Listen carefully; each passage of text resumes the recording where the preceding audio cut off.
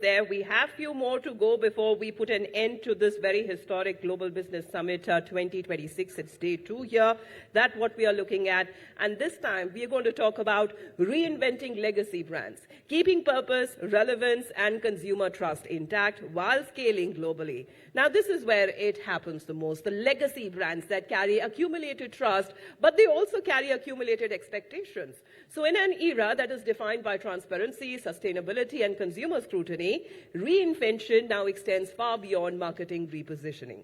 Now, it requires supply chain recalibration, product innovation, digital integration, and also governance accountability, where consumers increasingly evaluate coherence between stated values and operational practice. So scaling globally while preserving identity has now become one of the defining leadership challenges of this decade, and to examine how purpose and performance intersect in modern brand strategy, please join your hands together in welcoming Mr. Mike Jatania, who is the Chief Executive Officer and the Chairman of The Body Shop and co-founder of Aurea, which is this stage conversation is going to happen with my colleague Hina Gambhir, who is also the news editor of Times Now.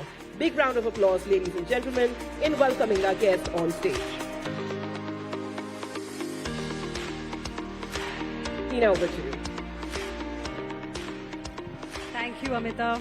Ladies and gentlemen, a big round of applause for the Cosmetics King, as he is called, often referred to as the Cosmetics King. And we are going to be talking about a brand that most of us have used at some point in our life, The Body Shop. It remains, a part of our life. It started about 50 odd years ago. It still remains a part of our life. And Mike is somebody who actually helped the brand rescue. It was on the brink of collapse about a year and a half ago, and he helped the brand come back to life, literally. So let's start first by asking you, in one word, how will you describe the brand Body Shop today and why? Purpose-led. I would say The Body Shop is a purpose-led brand and has been a purpose-led brand for the last 50 years. So it's deeply rooted in purpose. And how are you ensuring that that purpose continues? I mean, it started with a purpose, it has a soul, it has an identity of its own, but you have rescued it, you are reinventing it, but you also have a legacy to look after. How is that happening? Yeah, great question. And it's a pleasure to be here amongst all of you. Let me put it, first of all, into context, The Body Shop, and then answer your question about legacy. So the legacy is 50 years old. It was set up by Anita Roddick in those days, and she set up a brand which she wanted to be a force for change, a force for good. And so she brought purpose to the brand right from day one. Purpose for diversity, purpose for ethical sourcing, fair trade, and a whole range of purpose-led attributes that she wanted to make sure her business founded the Body Shop brand on. Now, in terms of context, it's a brand that's now $1 billion brand, selling in 70 countries around the world with approximately 2,000 stores. So it's a very diverse brand. Legacy brands bring with it a considerable amount of awareness. So it's a brand that has got 80% awareness globally. So it's a big awareness. What has it lost over a period? And this is a challenge many legacy brands face. And in one word, you can describe that challenge as relevance. How do you bring back relevance? So the purpose and the legacy is deep-rooted and is not broken. What we need to do is to make sure we bring relevance back into the brand through the product, through the packaging, through the conversation that takes place with today's consumer. Can you also tell us a little bit about the transformation period that you led? When you took over nearly 18 months ago, the brand was at a very, very critical moment. What was that one thing that required immediate attention, something that needed to be changed, and something that you couldn't really afford to change even if you wanted to? I would say that and again, let me put it into context. The Body Shop was a very successful brand that was sold to L'Oreal for 650 million pounds. It was later sold by L'Oreal for 1.3 billion to a South American group based out of Brazil. So big groups have owned it. What happened was, over these ownerships, the soul of the brand was lost and cost crept in. So when we got an opportunity to acquire the brand, it was in a loss-making position and it had to be put into administration. So we rescued it in June. The first call I got was in June 2024. We completed the acquisition in September, and within the last 16 months, we have done a transformation, driven by multi-layer approach, but cost-cutting, right-sizing the business, changing the ways of working, speeding up innovation. That has allowed us to really get into a very strong, profitable and cash generation mode now, from which we can now create the foundation for the next 50 years. But the personal care market today is extremely competitive and it's a crowded space as well. So what is your vision? What is your goal?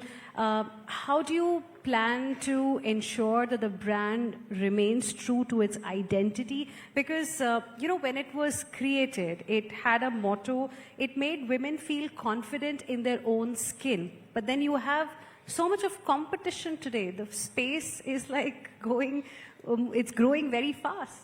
Yeah, look, there is no doubt the beauty industry is a very competitive industry, but it is a very big industry and it is also growing. So one, we've got a category and an industry that is growing, and in many parts of the world, double digit.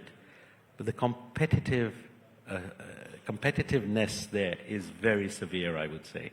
So you have to have real clarity of purpose, a very sharp amplification of what the brand stands for, and then execution of that, and ensuring that you are now playing a game where the rules have changed. You've got bricks and mortar stores, so we've got 2,000 stores, as I mentioned. But today, every consumer does not want to be forced to come to your store to buy their product. They want to buy online. They want to buy through quick commerce, a big growth area here in India, which really started off in India. So you've got to meet the customer where they shop. And I think that, for me, taking the Body Shop into the future is about ensuring, one, the product is great, it's relevant and up to date in terms of meeting the requirements of Gen Zs and Gen Alphas, who are unforgiving if the product quality or the product promise is not kept. So that's number one. Second, to still remain a brand that is differentiated by purpose and has a emotional connection to the consumer. Otherwise, everything becomes about price and promotion and advertising. Legacy and trusted brands with purpose are not just built through advertising.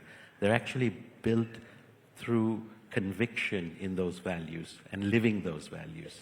Okay. I also want to talk to you a little bit about the market that India offers to a brand like the Body Shop. Yeah. Now, in its new phase that it begins in 2026, 50 years it's completing. How do you see India as a market? What kind of plans do you have? India is one of our top 10 markets, and it's a strategic priority for us. Immediately after taking over the brand, I came to India, and in January, so about 12 months ago, I came here, and I talked about doubling the size of the business. What does that mean? That means going from 200 stores that we've currently got to 400 stores, to increasing our digital sales and being on platforms like Amazon, Nykaa, and others, to embrace quick commerce, to move from tier 2, we're already in tier 1, tier 2 cities. We need to position ourselves for tier 3, tier 4, which means having the right price points, entry-level pricing. We have to be relevant to the Indian consumer, and we have to also ensure that our products and ingredients have resonance with what the consumers of India want. And it's a big enough market for us to actually develop products for that Indian consumer. Do you source locally as well? How much are you dependent on local sourcing and the local resources? Yeah. Generally, the global policy is we source centrally, and India is our first exception, where last year we made the decision to allow a certain proportion of the brand to be produced locally. We call it the India Edit. And I must say that I've been very pleased with the high quality of product that is being produced. In fact, when you look at the product, you cannot distinguish it from a product made in Europe. So, kudos to India for achieving that. And the Honorable Minister yesterday spoke about how the focus is on ensuring that quality is not compromised by Indian manufacturing. And I think that's a very wise move and will place India very well to build billion-dollar brands. I know one of the earlier panels, the challenge was, why have we not built an Indian brand that's a billion-dollar brand? I think that will come, but fundamental to that is having really great quality and ensuring that we are creating brands, not just being behind brands, we're creating brands. Okay, I believe you have about 200 odd stores here in India? Correct, 200 stores here. So any targets that you can share with us, plans for tier 2, tier 3 markets? We're about a 50 million brand here in dollar terms, retail. We're looking to get that over 100 million. So we have ambitious plans and want to double the business. The market has got the capacity to take it. We have got the ambition to grow to that level and also to add value in the purpose-driven approach that we've got for the Indian market. All right, and with that, our time's also up. Thank you very much, Thank Mike. you. Appreciate Pleasure. you joining us. Thank you.